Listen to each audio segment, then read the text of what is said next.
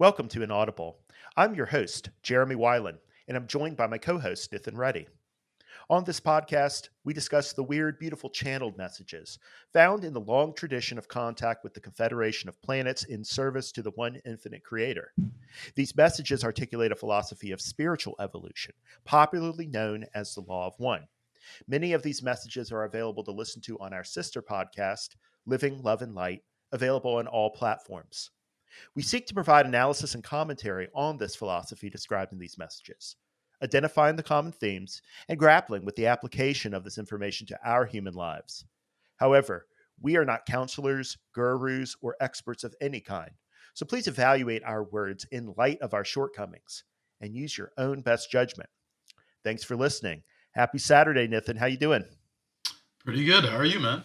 I'm good. I'm just finished my third week at a new job. It's going really well. I really like the pace, and uh, it's an upgrade from what I had before. So I'm really enjoying it, and just waiting for the other shoe to drop. But that's just Well, that's just how I am. congratulations. You're still in the honeymoon period, but no, hopefully you'll Exactly. like it a lot. Yeah.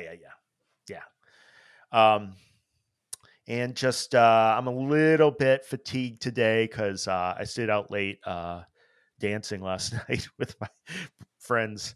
But I think I'm all right. I think I got enough coffee in me, and I've done a Nice. little bit of studying of the stuff we're going to talk about. I feel like we're ready. What about you, Nithin? What's going on with you? Nothing much. Just in the still in the house search. It's been Yeah. 3 years. 7 or 8 offers, different places. It's just a hot market here in SoCal, so still in the search. But it's a marathon, not a sprint. Yeah. Otherwise, just doing the daily things. Yeah. Cool. Well, I know there's a lot of our listeners who really want us to revisit the archetypes with Steve Timon and do that part two, but he's needed a little bit of time. So we're going to hold off on that. And in the meantime, Nithin and I are going to record on some topics that we're interested in until we can get back to that subject. Hopefully, next time you can join us, Nithin. Um, what we wanted to talk about Perfect. today was the shadow self. This concept that does occur pretty frequently throughout the channeling library of both LO Research and the working group.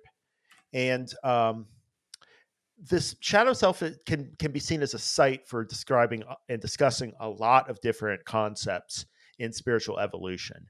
Um, I wanted to start with a kind of definition of this, at least not from a confederation or channeling point of view, but just from a psychological point of view. Shadow self and the dark side of the self. These are things that have been talked about in pop culture. And a lot of that stems from the work of Freud and Jung and all of these psychologists. Carl Jung first developed the concept to describe the things people repress or do not like to acknowledge within themselves. He theorized that it is a counterweight to the persona being the self that people present to others. So you're presenting this persona, but it's not your full self. So that other remainder has to go somewhere. And I think from his point of view, from Jung's point of view, this ability to repress things that you do not like or do not wish to show others has a lot of consequences psychologically, and we would argue from a spiritual point of view, energetically, right? Um, and so, what we're interested in today are understanding those dynamics because it seems as if by working with the shadow self, one can sort of recover that sense of wholeness that that you as an entity actually are in possession of. You are not simply the personality that you project to others in this world. You are a three, as Carla Ruckert described it through Kuo often. You're a 360-degree being, a being both of the light and of the dark. Um, Anything you want to add to that, Nithin, before we jump into quotes?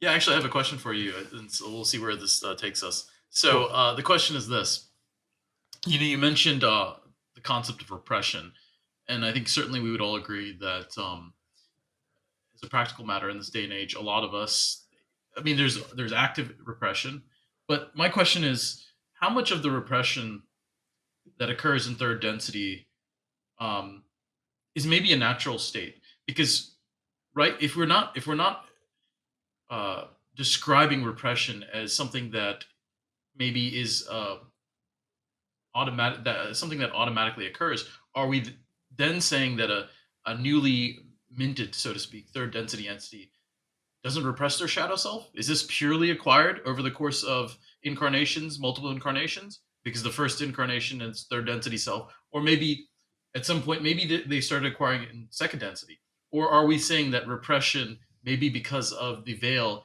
is something that is, although we can definitely add to it with by consciously repressing things, there's an aspect of the separation of the self into the shadow self and the non-shadow self, the light self, that's innate as a part of the veil. Hmm. Uh, so I'm sure the veil plays a role in this. This is my opinion, by the way, guys. I don't know. No, no, this I'm is the truth. speculating. You're the authority on the subject. That's why I'm asking. No, just just kidding. I'm not wearing my fez. Whenever I'm not wearing my fez, you can disregard me. Um, no, I think I am sure that the veil, well, the veil creates the possibility of a repository of consciousness that we don't have to give our awareness to, that we don't have to give the focus of our attention to.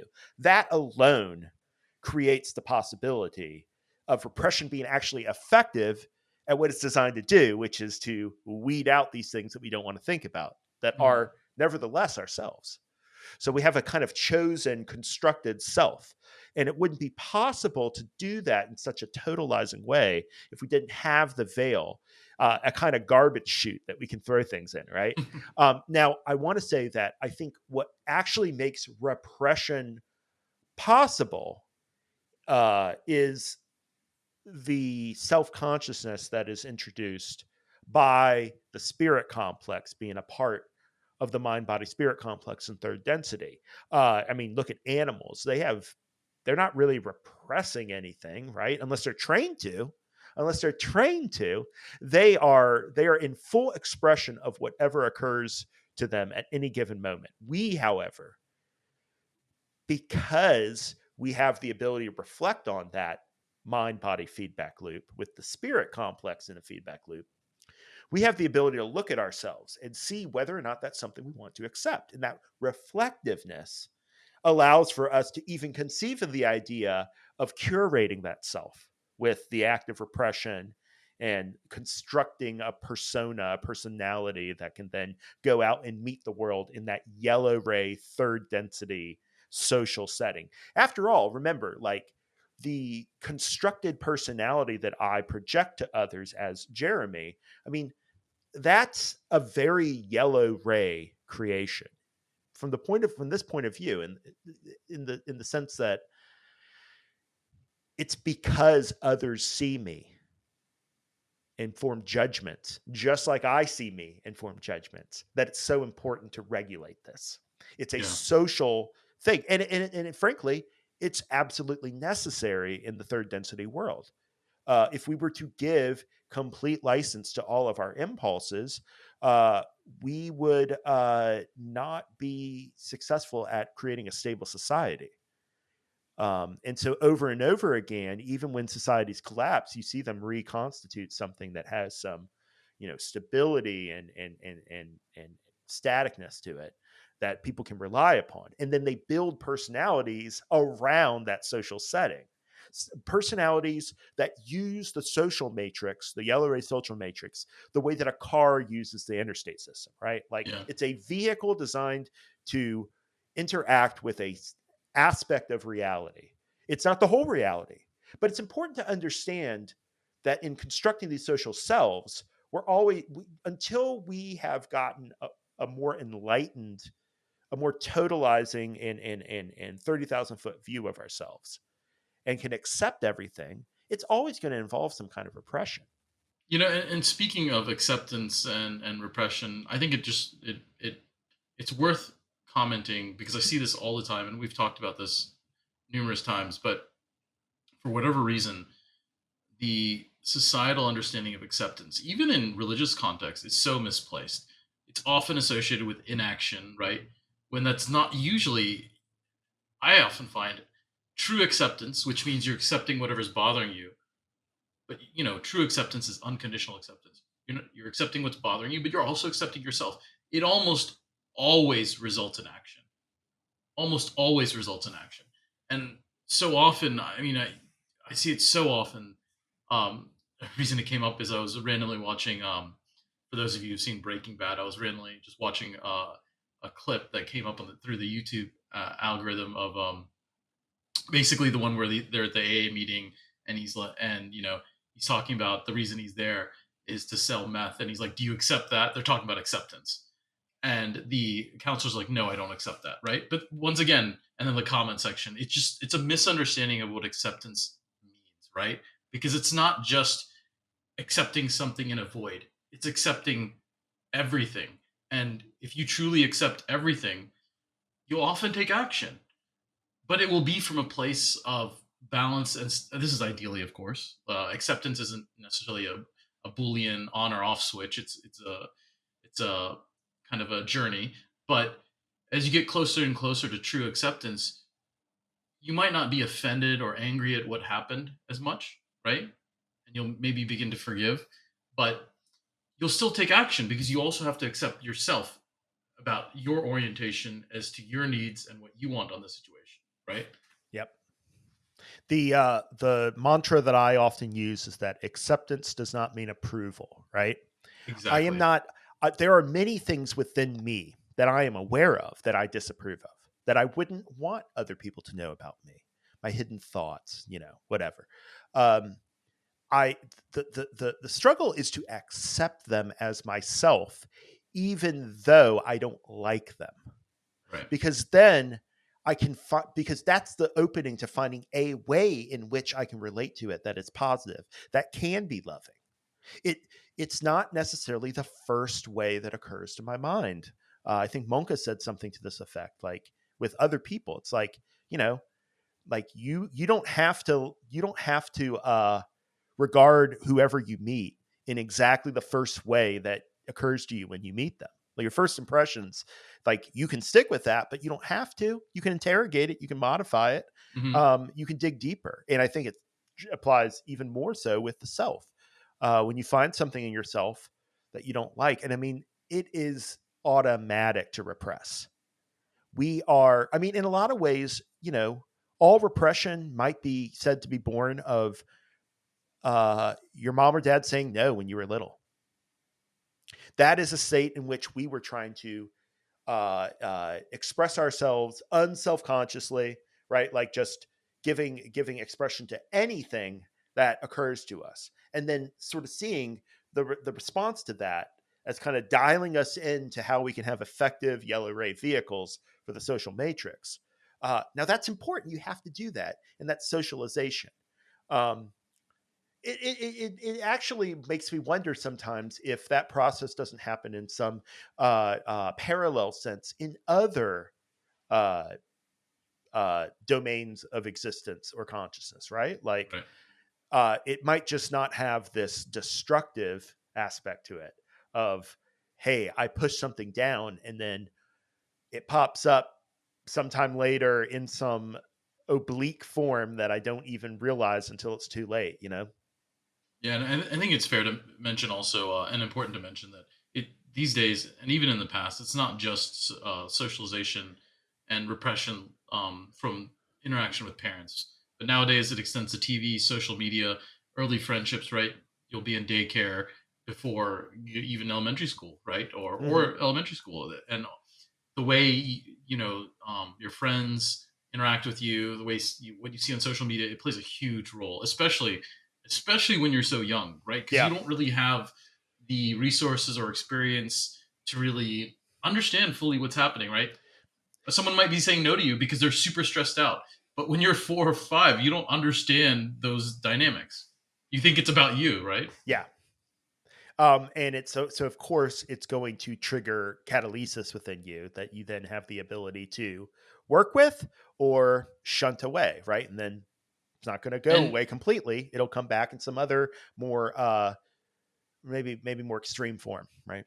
right, and it almost seems, um, obviously, as an adult, the more you're on this path and doing the daily practice and trying to work on stuff, you can work on your catalysis pretty quickly, or soon after it occurs.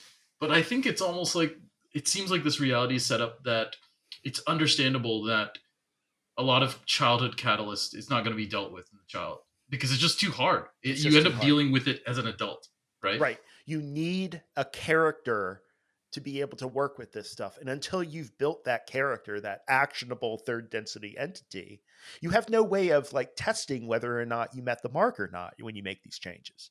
So a lot of what adult life is looking back at what made us who we are to this date, and then kind of slowly and carefully and tenderly sort of unknotting the threads, right? Sort of seeing what was going on, and oh, I got scolded or I got beat up or something, but I didn't deserve that, and I don't need to be afraid of it just because I don't like it, because Right. I survived. I'm still here. I'm still in a position to redeem and integrate these experiences.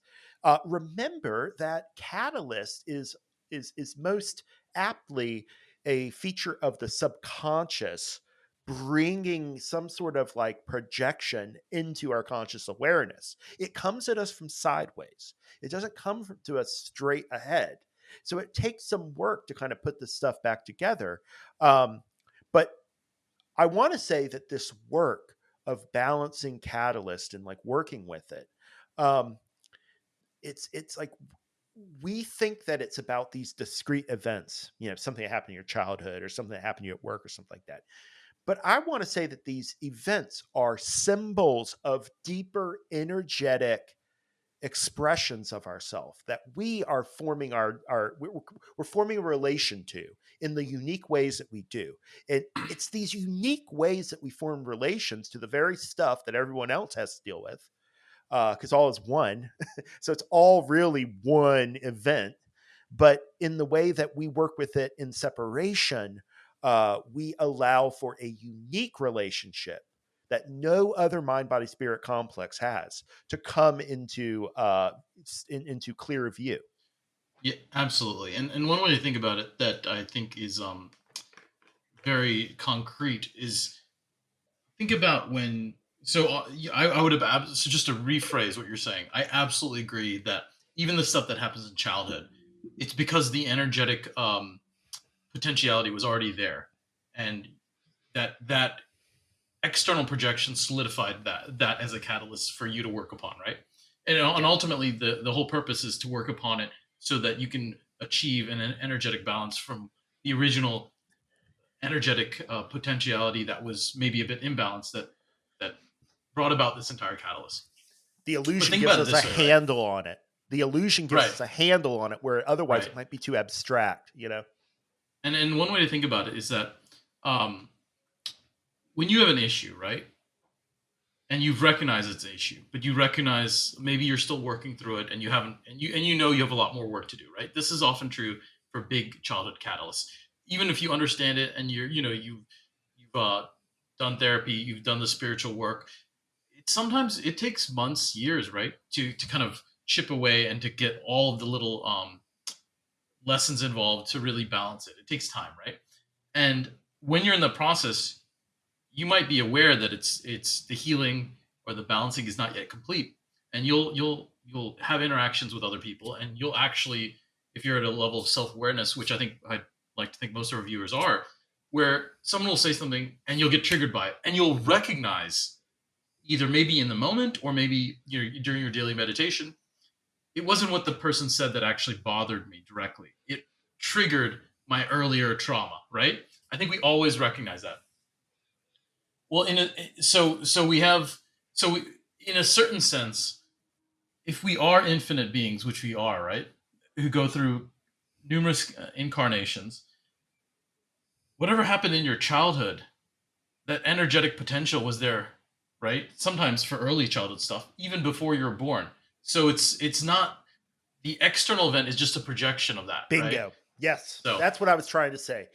In the same way that in a dream, the dream events are symbols of deeper things that otherwise would be, it almost seems like otherwise it would be impossible to convey to the conscious mind. right. And So it gives you a handle on it. And then through interpretation and reflection and meditation, right. you have some entry to working on it. Now, of course, we can criticize or question why reality is set up this way, but because we have the veil of forgetting between incarnations, because our dreams, there's a forced symbolism, I would like to call it, because I've tried in so many lucid dreams to just be like, hey, just be literal with me. And they're like, we can't. That's against the rules, basically. But because of those dynamics, we're not easily able to see necessarily the projection. But once you start doing the work, once you start examining these concepts at a deeper level, you'll start to see the patterns that it is truly a projection and it wasn't caused by this incident. Right. And the degree to which it takes work to uncover and piece back together that message, I have found that's the degree to which it is a truly foundational learning that you're doing. The harder it is, the more it's needed, right? Like, uh, and we are working back to the source. All of these things that we have cast out of ourselves and projected, they all get pulled back in. Um, so yeah, and I think one of the things that Kuo talked about pretty frequently throughout the archive is the sense in which fourth density influx of love and light is causing these projections and repressions to manifest in starker and starker forms. In Tilting at Windmills, the book that Gary Bean wrote on interviewing Carla and Jim not too long ago, she talks about, Carla talks about this and says, uh, I think the thing that has changed, that has really shifted, is that I see a lot more difficulty that people are running into now. And that's because there's more truth, there's more light. That shift has happened, and people are receiving fourth density light a lot. In fourth density, you have only to ask a little bit, and you'll get such an answer. You don't want it to be you. You don't want to work with the shadow self. No, no, that's not me, but it is. But then you have to do the work. If you can do the work, sit down and find that part of yourself that was so much in pain that you buried that shadow side. Dig it up and take a look and see what all needs to be done to heal it. And then go about integrating it into your light side. And that has to be done whenever you see the work to do. We're never quite finished with that. Um, I think that it's important to understand that as a seeker, you are not perfect, and there's no requirement for you to be completely balanced to the point of total equanimity, never having any emotional reactions or never reacting to triggering or anything like that.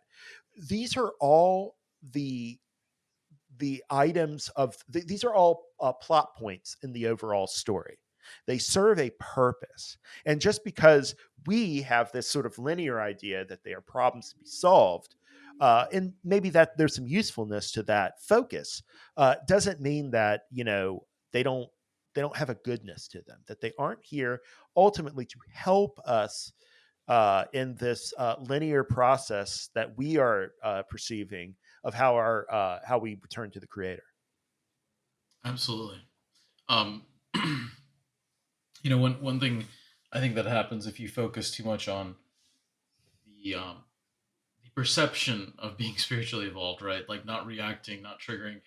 Like I think it is true that when you've been doing the personal work for years on end, naturally, you know, you'll have fewer triggers. But I think if you over focus on, let me just not react in the moment, and obviously, if you're going to say something really crazy and hurtful, or do something really crazy and hurtful, sure, go ahead and repress it. I 100% approve of it. Or if you're in a situation where you're, due to your workplace, you're not allowed to express yourself, maybe in the moment, you know, take stock and use some repression, but make a plan of action to revisit it in meditation later that day.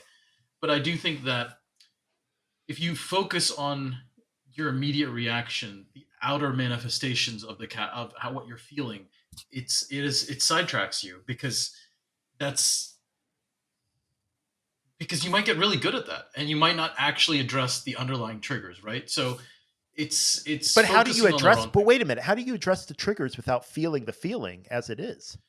Right, right, right. But what I'm saying is, what I'm saying is, if you just get really good at not reacting in the moment, you might not actually Oh, I address the see. underlying triggers, right? I see what So you're it's saying. Yeah. really important to address the underlying triggers, do the spiritual work, strengthen that spiritual muscle, and then you'll see over time naturally you'll get less triggered. But the goal isn't necessarily to get less triggered. I mean, Bingo. maybe that's initially the motivation to start the stuff. But if you really want to understand and be on the path and really excel in the path, you'll start to understand the deeper dynamics involved, where it's really about the inner work and not necessarily rushing towards looking like you're a saintly person on the outside, right? Parts of Yeah. that will come in time or may never come in time, right? But the point is, it's not about appearances. It's more about organic, deep inner work. Yeah, yeah. And we were talking before the recording about the sense in which I've been thinking about the message of Monka to the Richmond group the last three times that they've spoken to us. And they keep talking about this idea of mirroring without and mirroring within. If an outer situation doesn't allow you to work with it, you can always bring it within and work on it, and vice versa. If you can't work something out inside of yourself, reality will manifest a kind of symbolic handle for you to get clear on it. And I've been thinking about that introjective part. So like the part where you're working through your lessons in the outer world would be projection, right? You're projecting these unconscious hidden parts of yourself that end up being reflected in others' patterns, others' habits and actions. But when you there's a difference between repressing something in a way that pushes it down outside of you and what I'm thinking of as introjection, where you're instead using the fact that you have many selves within yourself as a way to project the issue into yourself and work with that. Um, and that is different than simply trying to get it out of the way. It's really trying to bring it into the heart and sort of work with it and understand its character. Because when we want to repress things about ourselves, I think there's a sense in which we literally do not want to know them at all. It's not that we are absolutely certain how bad it is and that's why we're repressing it necessarily. It's that we don't want to know how bad it is. We don't even want to think about it. We don't want to get there's a sense in which, like, you know, when we take away the attention from it so completely, we do, in a sense, make it unreal, at least temporarily. Whereas, like, if we're worrying about it or if we're like ashamed of it, and it's like in the back of our head working on it, at least we're still working on it, right? It may not be good work, but at least we have a handle on it. We haven't lost it. The real trouble with repression is that when things bubble back up, they will be in a way that will seem to be unrelated, will seem to be completely orthogonal to the direction we thought the repression was going. And yet, that's exactly why they present in these ways, because they're giving us a new flavor that we can work with it anew rather than working. It's an opportunity to break our pattern of working with it in one way and do some other way because it appears to present differently, right? Exactly. So, can you give an example? And because I think I have some examples, but that concept of basically where you are working with, I forget the phrase you use, but the opposite of projection, where you're basically, you say interjecting? Introjection, yeah. Yeah. So, can you give me an example? Because I already feel like the way what you described, I think I have maybe examples of that. Uh, It's very much a thing. It sounds like it's you do in personal work, right? well, It's yeah, it would have to be, right, because it's in the right. self.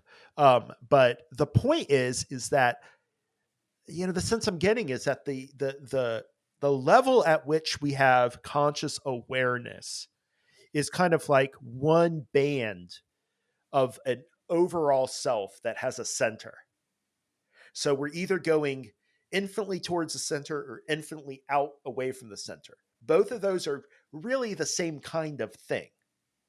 And so what introjection would be kind of like taking it within in meditation and sort of recognizing it in the pantheon of selves that we work with that are so fragmented within ourselves, because largely we need to fragment them. We need to be a certain self at a certain time. I'm not going to bring my dancing at a jungle show for a DJ self to the bank when I need a loan, right? Like those are different selves. And we can see it as the positive way of looking at it is, oh, I just projected a different self. I don't hate the other self that I didn't project. It wasn't appropriate. And that is maybe you could see as a healthy way of understanding the multiplicity of expressions that of cells within you that need expression, and then judiciously working with it to express it, to give it expression, but also not to give it full license to take over, right? So, would an example of introjection be perhaps like, so this is something I've done. You'll be I watching think something. dreaming is introjection, right? Okay. It's like Okay. we always work out things in our dreams that have some Hmm. relationship to our outer lives, right? Another way would be like working with things in meditation, right? Right. So like it's there that we have the space and the patience to not just accept our first reaction to something within us, but Right. instead to work with it. The problem with repression is that it's purposely put the issue beyond your ability to grasp it. With introjection, what you're trying to do is take responsibility for it so that you can grasp it. Maybe you can't work with it to completion this time. That's okay. It's not about a single act of relating. It's about building a relationship over time. None of this stuff is going to happen immediately. You are, by definition, as a seeker, committing yourself to a long running, ongoing task of opening yourself to yourself slowly and carefully. Because if you do it too quickly, like, yeah, that is dangerous. That is to give full expression to all of your energies without having a relationship with them. That is one of safety and common purpose. So, can you walk me through an example of interjecting during your personal work and how you kind of how it helped you? Well, it's still something that I'm working on. The idea of I'm trying to figure out what it is that Monka is trying to tell us. So this is all just a guess, and it could change. Um, but I think, like, let's say at work, I ask for a raise and I'm denied. And that causes some frustration in me because, I think I deserve it, or the company has money, or, whatever. That frustration is something that could come out as anger towards my boss or whatever, right? That's one possible way to take the attention that the situation has catalytically created in me and give it and release that energy so that I can, because the point of releasing the energy, whether it's in Hmm. projection or introjection, is to know it, is to it's through experience that we know it. Otherwise, it is this unknown. And a lot of times we're repressing things we don't wish to know, because knowing them means kind of experiencing them. And then our whole selves are wrapped up in it. Our whole selves are already wrapped up in it, but we do it in this consciously aware way. Um, so I could take that anger into myself, much like Ra talks about with the balancing practice, right? Like daily life can be seen as a balancing exercise of a sort, right? Absolutely. It's just not one that we feel like we are directing. With introjection, and when you repress, you're also doing it too, but you're doing it in a way that's putting it outside of your agency because you're shuttling it back to the unconscious. And by definition, the unconscious is something that we don't have this immediate direct access to. So with introjection, what you're doing is you're trying to take responsibility for the fact that the outer world has not given you sufficient means to work with it. And therefore, you take it in and work with it on your own terms. Through balancing, where you exacerbate the feeling, and then you exacerbate it, you let the opposite come into your consciousness, you exacerbate that, and then you accept yourself for having both of these. Right. That way, like, one immediate thing that gives you is it it it it, it takes the power of the knee-jerk reaction of rejection of self away.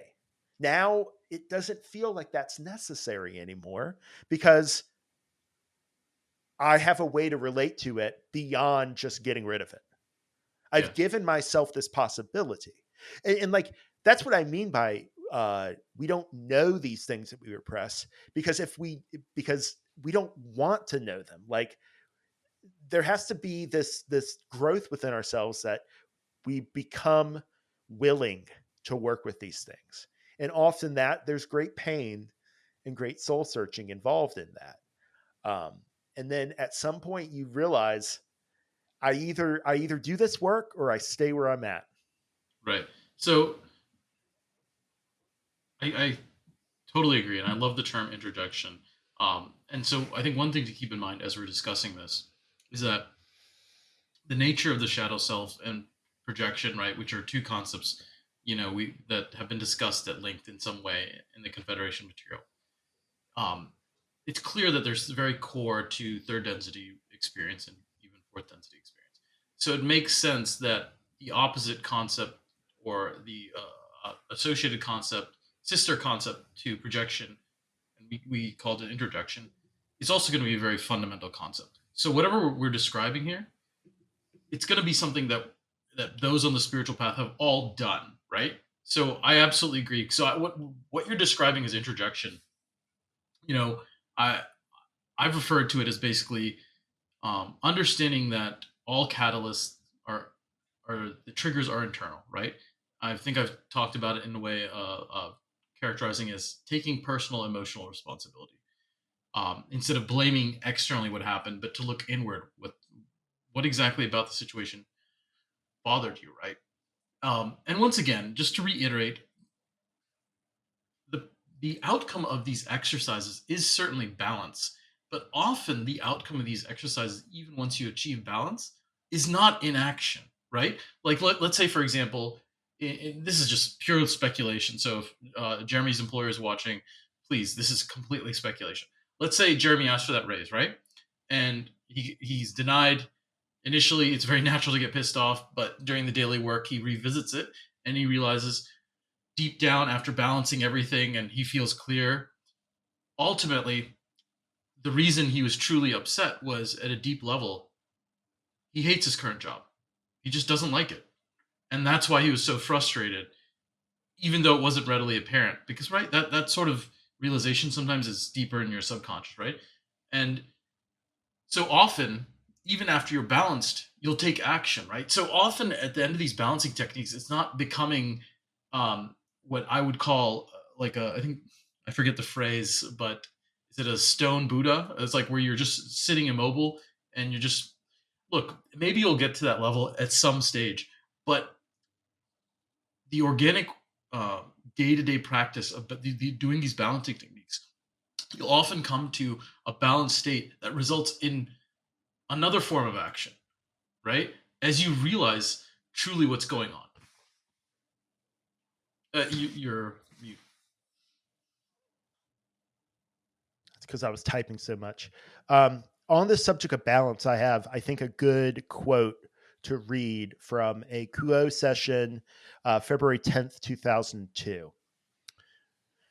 And Kuo says, "When one is talking about balance, one must talk without making generalities, for no two people have the same balance. Each entity will have a different kind of chakra system, a different way of using it, a different way of expressing it, letting it go, and moving it through the body. No two entities are at all alike. They may harmonize, and then they are perceived as aura enhancers, or they may tend not to harmonize. Upon the level that balance is achieved without dealing with the light and the dark, what is best is simply to come into loving relationship with the pattern as a whole, so that you celebrate the dirt, the muck, the seeming darkness with honest and sincere appreciation, just as you have appreciation for fertilizers in fields and for the cleanliness of a cleaned out system that would be toxic if one were not able to process food and remove it through the bowel. The perceived darkness of things is negative, and those who honestly believe that the heart is a false creator will attempt again and again to use only light in order to achieve truth. The problem is that there is no balance in light that does not have love within it. Without love, the light shall always bend itself into service to self. For without the heart, there is no clearinghouse to take what this instrument would call the 90-degree shift from one type of energy to another. And this is what each is attempting to see, that shift in consciousness that is beyond doing well at perceived tasks or finding better ways to do tasks. What is actually the benefit and the service of the entity is far below that level, far below what an entity is aware that she is offering. It is in the being of the entity, the way that the entity responds in a spontaneous and free manner to the present moment with those with whom she comes into contact, with those of whom she thinks, with those prayers which she occupies her mind, and with those hopes and dreams that she holds dear and moves to in thought to create places of light in the spirit world. That is the self that entities actually respond to, that they take fire from, and that without knowing why they feel as the light upon the hill that shines forth and radiates in a way that is beyond them and expresses spirit. It is not the entity that is skillful at directing the life. It is the entity who loves in and out of season that is truly serving. So, where a balance is an excellent thing to seek, and this is addressing what you're saying, Nithin. So, where balance is an excellent thing to seek, it is not necessarily a goal, because it is yet another thing about which to have a preference. It is yet another trap to lay for oneself to say that if I have balance, if I have equanimity, then I am wise. True balance involves the knowledge that no one knows anything, and that includes the self. Even the one known as St. Paul the Apostle said that I am the least of all Christians. Even arrogance must at last, when speaking upon the level of the soul, own its humility and accept the imperfection of this entire experience. I think that's maybe a good place to stop. Um, but I think it's important to see that this balance is an ongoing affair. It's not just something you Yes. do and then you're done with it. That Oh, is a very way, much so. but it's important because it seems like the subjects of these balances, these balancing moments, are discrete. They're these events, they're these feelings. You do, and it seems straight ahead. They present themselves, you balance them, you move on. And it just that is like a good way to think about it in terms of directing your energies in the moment by moment balancing of catalyst. But it's not a goal because then you'll never be there, right? You're never going to be Right. done with it. Yeah. And I think what's so I think anyone who's kind of been on this path recognizes that it's a journey. Um, it can be a little confusing when you start this journey because when you start this journey, I think the first few times you have insight. There's new states of balance achieved. It releases a sense of energetic euphoria, and that can last for like weeks to months, Yeah. frankly. And it can be confusing because you can mistake that frankly temporary sense of euphoria for, oh, this is the new heightened state of balance. And then once you keep on doing the work for years, you'll notice you'll have moments like that, but ultimately they're temporary, and that there might be a gradual increase in over time of balance, but it's not like, oh, I'm suddenly enlightened. You might have flashes of insight, and you'll definitely have moments in meditation where you feel, you understand it all. But maybe it's because the veil, or just the human mind can't constantly keep that sort of realization. It's because it's a realization of infinity, front and center all the time.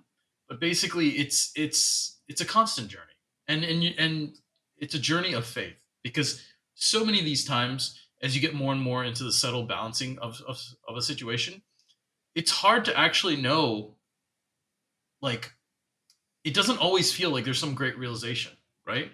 And it's sometimes you feel like, am I just like treading water? Like, what's going on?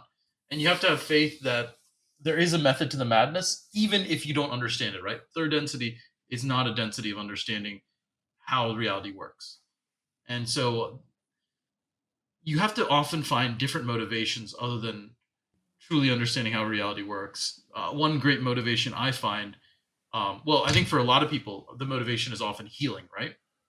But as you become more and more sophisticated, because people will often be able to heal themselves to a significant degree, once they start doing this work. And often the desire or intent to do this from a place of to be healed decreases. So you often have to have other motivations, right? So for me, it's often a sense of curiosity and self discovery, but what the true self is that Bingo. motivates you to keep doing it.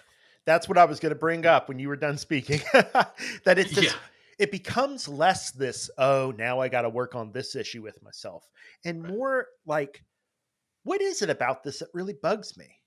Like, Hmm. it's a curiosity and a desire to explore, to know the self. Like, honestly, at the end of the day, as long as we don't want to know ourselves, these things are going to be repressed. So it is, and they talk in some other session about how it's actually in the same session. We urge people over and over again to refine their desires, Guo says. We urge them to seek the silence and to ask within the silence for the furthering, for the further refining of truth, for the further honing of the desire to know. This is because this is the path that yields to the seeker those abilities to move from the world of black and white into the world of moving energy, energy that passes through all the chakras, moving up and through and out. Catalyst moving down and through and out in a majestic mixture of inner planes and outer planes function, in which the human physical vehicle is an inextricable and valuable part of spiritual growth and the great sender of signals of that which is your mind, your body, and your spirit. And the person in charge of sending each signal to the mind, which sends to the body, and which shares with the spirit, is that perception that is believed to have occurred. What is that faith which each of you holds, to which each of you can cling? Where are there simple and easy ground rules for improving one's perception of these things? This instrument has found helpful and uses to this day the following prayer: Lord, make us instruments of thy peace. Where there is hatred, let us sow love. Where there is injury, pardon. Where there is discord, union. Where there is doubt, faith. Where there is despair, hope. Where there is darkness, light. Where there is sadness, joy. O divine Master, teach us to seek not so much to be loved as to love, to be understood as to understand, to be consoled as to console. For it is in pardoning that we are pardoned, it is in giving that we receive, and it is in dying that we rise to eternal life. This is a prayer of light and dark, and of the choices that we make in the way we feel.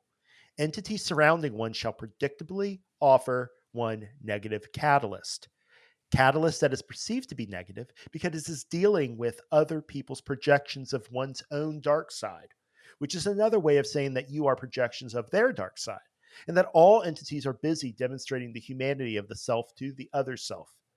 Each of you is valuable in that regard, if in no other. For all of you are a bad example from time to time. And blessed are the bad examples as well as the good examples. Blessed are those moments when you despair and think that I will never get this problem. Because at that point that you realize that there is a bad attitude that is involved here, blessed is each moment when you are able to pinpoint anything about the thinking process with which you might quarrel. For these are the things which can be improved by watching the thoughts one has and the comments that one makes to oneself about these thoughts. There truly are voices within the mind that need to be put into deep memory, into deep storage, into files that are closed, that do need to remain in the voices that speak in dreams and in the voices that speak within the musing of inner thoughts. The voices that are needed are the voices of silence, not our words, not the words of your parents, not the words of any perceived guardian or authority can give you, that which is beyond words, the presence of the one infinite creator whose nature is absolute love. I'm just reading super extended passages, but it's really difficult to find succinct passages in the material, because whenever the shadow self is being dealt with, you are dealing with the full complexity of the human situation. It's the thing that keeps people coming to sessions and asking Kuo questions. It's the thing that keeps me asking Kuo questions and asking myself questions about how do I relate to all of this stuff. Um, and I think a lot of the way that you relate to it is you recognize how illusory it is, and therefore it's as safe to work with as a dream is. Because what makes the dream poignant and powerful are those things that you need out of it. And the way that it presents that is just a means. It's not the full thing that you are trying to express to yourself through this process of projection or dreaming or whatever. And that faith that this is all part of a process in which you are usefully and engaged in something that's good for you. That's I think where you really have to cling. You have to realize that I didn't choose any of this consciously. Uh, in terms of like being born, like I'm sure part of me did choose to be born, but I don't participate in that part of me that made that choice. So I have to have faith that there are things beyond my ken that are working positively with me for the benefit of me and for the benefit of the creation. Is that something that waking reality will evince to you immediately? Absolutely not. Absolutely not. And so that's why it's faith. That's why it's trying to find a way in which spiritually you can plant your feet on solid ground, and therefore you have a reference point by which to evaluate all these things happening. It's only when you feel you have some sort of like place of stability that you can start to uh, uh, evaluate these things that seem other than you. And instead of you being floating in space and they're just floating in space and you have no way of like orienting, once you have faith, you have made a commitment to ground yourself on certain principles. And then everything else that seems other can be evaluated in relation to those principles. This is why Carla would often talk about, I think, having a rule of life. It's not because the rule will tell you everything that you need to know about each and every situation. It's that it gives you the ability to start recognizing the underlying vibration that rule is imperfectly sort of codifying and making a little bit too concrete. But it's useful until you can feel into that vibration that comes from spirit. Once you have that, you don't necessarily need the rule anymore because your spontaneous actions will evince and reflect the balance that you've received, the balance that you've achieved, I should say. Am I making any sense? Yeah, no, yeah. For some reason, I was just thinking about how difficult it is to arrive at faith, um, from a purely intellectual perspective. If you haven't done the personal work, if you haven't explored these things, it's so difficult. I don't think So you difficult. can. I don't think you can arrive Yeah, at faith intellectually at all. I yeah, think yeah. it's the counter intellectual moment par excellence. It's the point at which you say, like Kuo said, I don't understand any of this. My ability to serve the creator and through that serve myself and those that I love and those I care about comes from recognizing that I don't understand anything and therefore being fluid and open to these things instead of having these set reactions. These reactions that I have intuitively created in order to protect me from what I think the reality will Right. show me. Because usually, like, dude, I've seen this over and over in myself, facing dark parts of myself. When I actually face them, they're not as bad as I think they Yeah, are. absolutely. It's the fact that I don't want to deal with them. I've built them up into boogeymen Yeah. that makes them so scary. It builds like an energetic field of fear around it for some reason. Yes, and it reminds me of how the Confederation had said that like worry is negative desire. Like when you worry about something, it's like equivalent to desiring it. It's just it has this other valence to it. Yeah, But it still attracts. yeah, that's a great point. maybe we can even do a whole episode on that, because Yeah. this is so the concept of like worry as a sort of fear. It's I feel like I've gotten a lot of pushback from people even who have done not necessarily work as it relates to Confederation or fault Confederation philosophy, but a lot of people I feel like they have trouble understanding that you can take the same action without operating from a place of fear or concern or worry. Like you don't have to fear getting into a car accident to wear your seatbelt. Like I don't get in the car and be like, oh, I need to put on my seatbelt because I'm gonna die. Like there's no sense of fear. It just you can do a lot of things without having fear or worry. Um, and so the concept that fear is really just like it's um it's kind of like a negative desire. Hmm. Yeah, Yeah, I it's like absolutely agree with. the point of attention, in a sense, appears to me to effect traction upon those projections that we have seemingly illusorily separated from ourselves. So when we give it attention, we then take something that we have thrown away from ourselves, and we then have this new relation to it that comes from us being aware of it. Right, Now, something that we tried to expurgate from our awareness is now suddenly in our awareness, but in this new positionally right. different way, right? And it's very key um to understand that even though we have a new relationship to the worry, like we see it, we understand it as a form of negative desire, sense of control. Mm-hmm. It doesn't immediately evaporate. You're still going to have worry and concern, but you'll relate to it in a different way. And, you'll begin to, once again, this is not the goal. It's more about the self discovery of who you are as a loving, infinite being, that's in unity with everything, that is all. But the sense of power and the immediacy of that fear and concern will start to diminish as you do the personal work, right?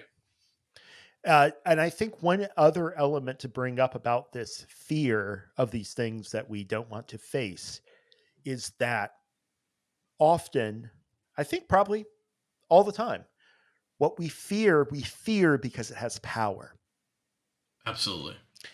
And when we reject parts of ourselves that are powerful, they tend to manifest that power in oblique ways that catch us off guard. Mhm. Um, Carla, through Kuo, Carla would often talk about the wolf within us, right? The murderer, the rapist, the thief, all of those things that we see You want to in throw our, in the pedophile? not particularly, but hey, I'm just saying. I mean, these are hard. These are, what are you trying to you say? know, no, no. Yeah, there's nothing specific to anyone here. Obviously, so I do criminal defense, so I have to deal with these cases. Yeah. But you know, look, just because we recognize these things as part of the whole and in some sense part of us, it doesn't mean that we feel that it's immediately going to remove the fear and comfort and the sting of going into these areas, right? It's still these are still hard things to work with, you know. Yeah. Yeah, maybe this would be a good session to quote from on this topic. This is September 17th, 2006. It's towards the bottom of our document, Nithin. Kuo says, as you begin to settle into a fearless attitude towards the incoming vibrations from fourth density and the many waves of energy that are hastening the process, shall we say, or helping it mature appropriately for what this instrument knows as from what this instrument knows as the central sun, there are increasing probabilities that for each entity, the experiences that are to come will be substantial. They will not necessarily be heavy, for heaviness depends on how you emotionally react to the incoming catalyst.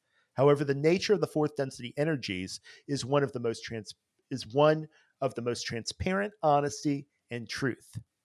Under the light of this energy, or shall we say, under the influence of this energy, that which is within the mind and has been shut away as unworthy or undesirable shall move from the shadowed recesses of that inner closet into outer manifestation. There will be a situation in your life, or a person in your life, or just an inner thought process that will show you the shape and the basic feeling that you have about this hidden part of yourself. That's the key to understanding how to work with these incoming energies. Resistance, as this instrument remembers the Borg saying many times in Star Trek, is useless. These energies have an intended effect of helping individuals who are attempting to awaken to see the shape, the texture, the odor, and the nature of those parts of the shadow self that have not yet been recruited to be a part of your round table of white knights. Keep that in mind. Recruited. Remember that knighthood is that which is attained by warriors. In working with these energies, see yourselves as warriors for light and truth. Let yourself become fierce. Do not be afraid to gaze at the murderer within, the liar within, the adulterer within, the lazy person within, or whatever other distortion hits your attention with all of the power of a harsh wind or a severe rain. Stand in the wind, glory in the wind, blah, glory in the rain, and give thanks. When you are giving thanks for this catalyst, you are releasing yourself from pride. You are releasing from yourself pride and pretension. You're emptying your mental pockets of all of the tools that you have in the everyday world that are supposed to fix things. You empty yourself of these tools because that which is hitting you is not to be dealt with from the level of third density. It is to be dealt with from the level of fourth density. There is no concern as to what this means, my friends, for you have heard it many, many times in different ways. You are love, you are light, you are all that there is. You are not going anywhere. You are never at risk. When you begin to get a sense of the eternal and infinite nature of your soul stream, and when you realize that you are here at this time specifically to be hit with this truth and this shining light, that realization may help you to firm up your determination to take advantage of this opportunity. You are not responsible for what you see coming in. Your area of responsibility is in how you respond. This is not a call to martyrdom, my friends, but rather it is a call to ethical behavior. It is an encouragement to make of life a spiritual, sacred game in which you attempt to move yourself from the still point where you neither love others greatly or yourself greatly. We encourage you to make a choice. If you wish to polarize in service to others, start gazing at others with the realization that you are here to help them, just as they are here to help you. Open your minds to the creative question of what seed might you plant that may be helpful. Well said. And I just want to repeat one of the sentences you read. Do not be afraid to gaze at the murderer within, the liar within, the adulterer within, the lazy person within, or whatever other distortion hits your attention with all the power of a harsh wind or a severe rain.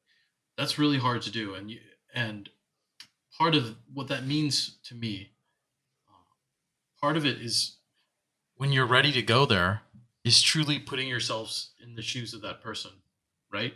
Mhm. Maybe it's a news article you read. Maybe it's someone you know in real life that you've interacted with in real life. And what you'll find is you'll have certain facts that will help you begin to understand the person why they did, right? Maybe they grew up on the streets, homeless, and that's why they became a murderer.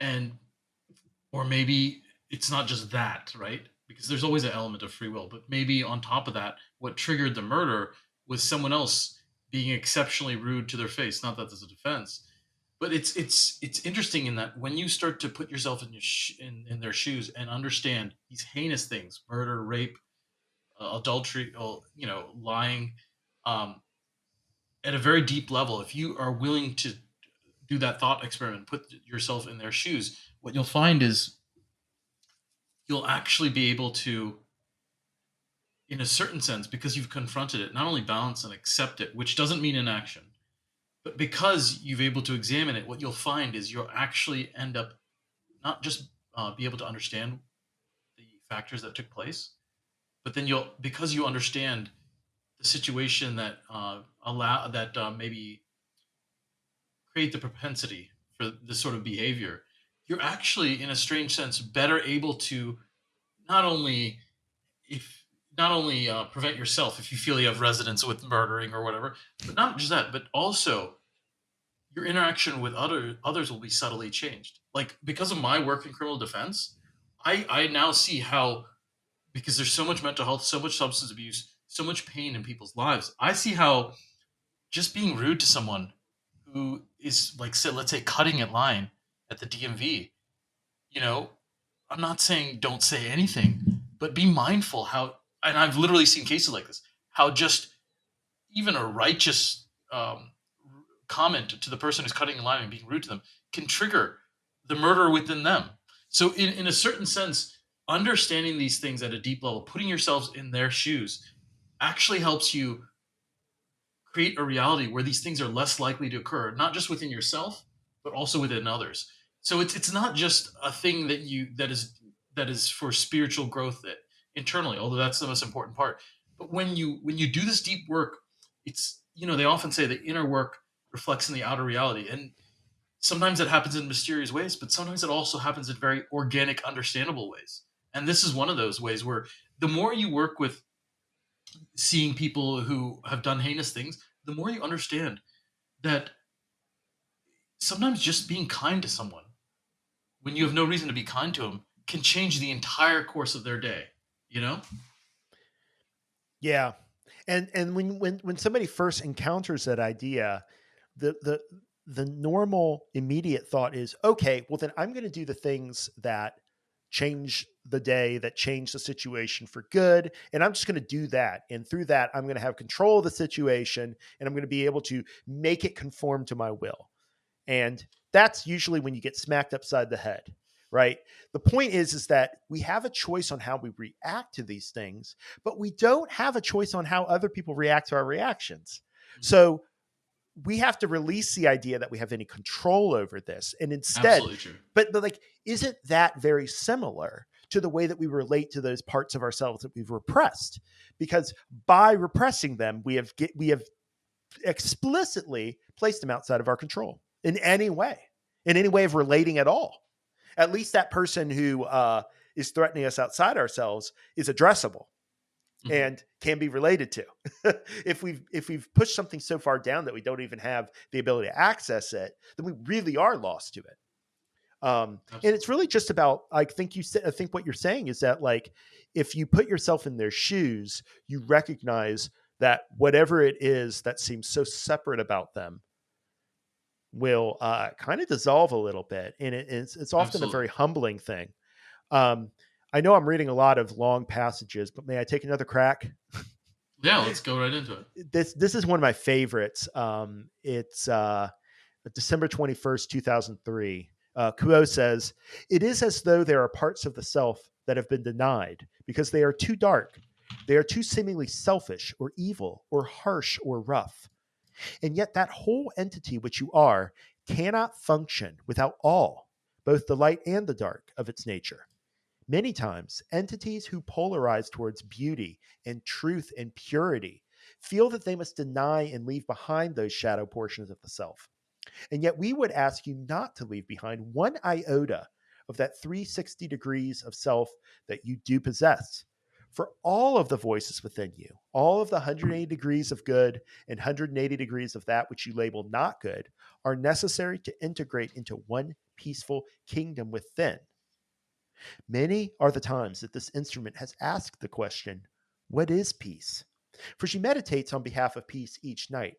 And one of the keys to understanding peace, the concept of peace as a living thing and not as a dead idea, is to realize that peace is the complete and harmonious integration of light and dark so that all is in balance within the whole entity, and all of that entity's faculties are brought to bear on a situation. Not simply those faculties towards the good, but those faculties that might be considered towards the negative. For the thief, the coveter, the lazy one, all of those dark voices within can be charmed into becoming the bedrock of will that puts grit into the expression of love, that the light part of the self has no trouble expressing. Yet when the going gets rough, it is that dark side of the self that is able to take hold in difficult situations and endure. That same darkness could be the wolf that bites, then has become the best support possible for the light. And this is the hoped for result of an incarnation full of both the light and the dark, as the seasons revolve and as the seasons of inner life revolve as well. Um, this whole idea of the wolf inside of us that comes out in these nasty ways, right? Ways that we would not choose. Um, the idea is not to lock it up or push it down or chain it, but instead to form this relationship with it. And this is a very important part that had a big impact on my spiritual path. When those of Kuo talk about how a lot of your grit and determination and strength comes from this wolf, there is we are when we repress these negative parts of ourself without taking a relation to them that is loving, we thereby get we experience the power in ways that we have absolutely no say over. By having a relationship to it, we start to recruit this negativity and let it work in tandem with our whole self. And then what we find is that a lot of those things that seem negative have a way of working with our positive goals. Just as I'm sure many of the things that we consider to be positive service to others do have some utility to a service to self person. They just have to be Absolutely. used in the right way. There are going to be parts of the shadow self, that this quote talks about that are going to be more refined in some, like maybe not more refined, but I mean, they talk about this in general, right? Ra talks about this in general, that generally speaking, um, service to self entities work more with the red, orange, and yellow rays, and don't work with the green and blue. And obviously, sometimes the way, or often the way they interact with those chakras is going to be inconsistent with positive service to others, but not 100% of the time. There are some areas of commonality, right? So specifically, Ra talks about that, for example, the service to self entity, while it does have a closed green ray, it does the portion of the green ray that's open, the small portion that's open, because if the ray is completely closed, entity is dead. The portion of the green ray that's open in a service self entity is compassion towards itself, green ray compassion towards itself, which is unconditional. It's different than the orange ray, which is a little bit more grounded. Whereas the green ray compassion to the self, unconditional compassion to the self, is more of a spiritual nature, right? Um, so you gotta look on your face. Yeah, I'm not sure how I think what I think about that, but I think I see where you're going. Actually, um, it to me the idea of a service to self entity having anything unconditionally other Right, than their own appetites and desires, right? So like the point is, so in the service to others, the green ray unconditional love is ideally extended to the entire self. right. Unconditional is a bad word because it's clearly conditional. It's only directed towards the self. I don't think it's necessarily bad, but it's the idea is that the unconditionality in service to self is given to only one small part of the self that then Right. is in domination of the rest of the self. Of the rest of absolutely Yeah. agreed. So no, I mean, so for example, I think I don't know if you follow Mike Tyson, but he's on a lot of podcasts, and I don't totally follow him, but he shows up on my Instagram feed, and he's actually, by the way, he's done a lot of personal work, and it's very clear he actually has a lot of spiritual and wise comments. He really has. And there's this one interview, and this is in relation to what we're just talking about, the wolf, right? That there is that you might repress the wolf as being dark, but there's going to be there are some aspects of it that can be useful. So Mike Tyson is being interviewed recently about his time as a fighter, as a boxer, how he liked that, and there's more than one interview on this. And if you look at a lot of his interviews, he has a lot of mixed feelings. But in this one particular interview, he talks about how, uh, he hated that person, the person who was a boxer, and he's like, yeah. And then it's actually William Shatner, who's interviewing him. He's like, you hated that person, and he's like, and so he's like, did you? So you hated fighting? He's like, no, no, no. I loved the actual fighting, but I hated who I became in order to become that good fighter. I Mm. hated all because he's like I used, you know, anger and frustration and rage and I forget the emotions, but he's like that's what that's what came with that being that fighter, and I didn't like all those things. I didn't like those things. Um, so obviously though, whenever you do something whenever you do something and you're the best at it, there's gonna be willpower, right? There's going to be a bunch of concepts used that are not necessarily negative, right? Just because you're the best at something doesn't mean you're using negative philosophy to get there, right? It might be more consistent with negative philosophy because negatives try to establish an elite, but there's it's not always the case that just because you have some sort of energetic configuration that allows you to achieve something that it's 100% negative, right? There's going to be some aspects. It's really, in a certain sense, is just what they're saying is that you can actually learn positive lessons from negative sides of your shadow self, from negative entities that you see elsewhere, right? Because honestly, negative entities have a great sense of discipline. That yes, some of it is going to be motivated by control and not through acceptance, but there's still aspects that are going to be consistent with an accepting service to others philosophy that you can learn. I'm not saying follow a negative entity, but I'm just saying is you can there's You value in creation to these experiences. just just because they put too much sugar in the cake doesn't mean you have to put too much sugar in the cake. You can put just enough sugar, like Right. you can see, because there's like this way in which a lot of what polarization does is it makes us act in absolutes. And it is those absolutes that show us the potential. But then we have to sort of figure out what mixture we're going to take that absolute and actually condense it and use just enough to make this recipe that we're calling the self that we want to be. Um, yeah. What was I going to say? I want to read another passage. I'm not sure if it's related, but Let's go there. uh, March 10th, 1996, Kuo says, as the process of graduation from third density continues, each shall walk the stairs of light, with each its own dark side firmly integrated into that self which walks for eternity. Therefore, the paradox that is the sign of all spiritual truth is laid bare.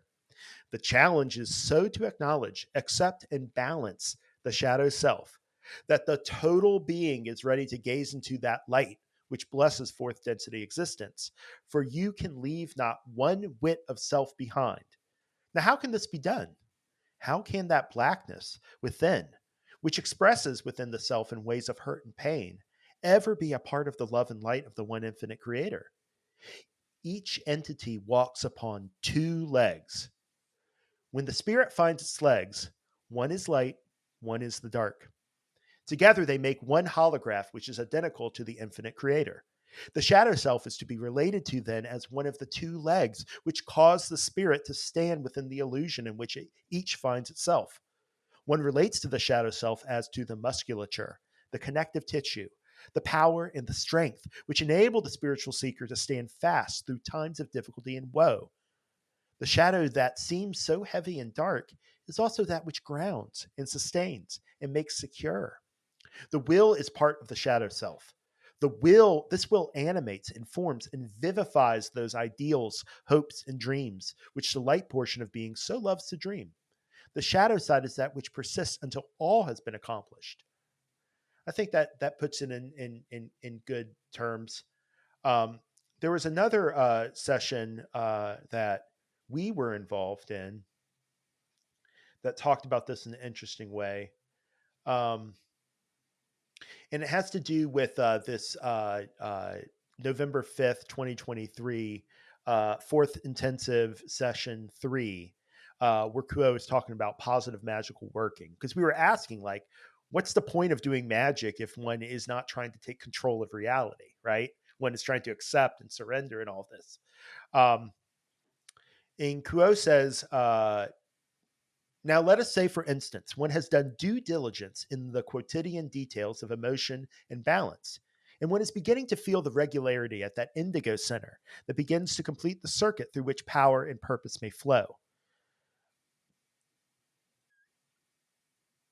One can safely assume, I'm skipping over some stuff. One can safely assume that one will be addressing one's shadow self, even as one begins to dip the ladle into the cauldron of more focused selfhood, more projective possibilities. How should this be balanced at this more refined level, you may ask? It must involve a kind of release of this dark side from the responsibility to look out for one's safety, one's security. This is a proper role in the full spectrum of selfhood. You're not created as a complex of mind and body and spirit to be fully expected to absorb all influences and stimuli that you encounter. There's a need for a membrane, the balance of homeostasis that creates and recreates one's experience moment to moment. This need for a center does not dissipate as one approaches the throne of power. It becomes all the more necessary.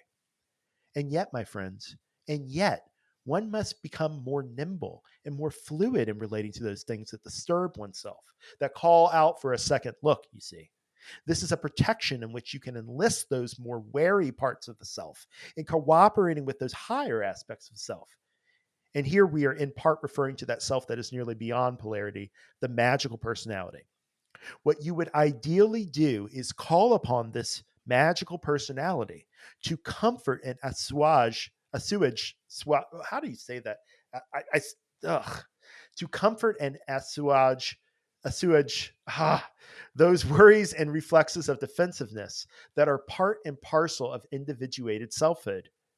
You would let this higher density construct handle these things. And this is not a matter of handing the keys over.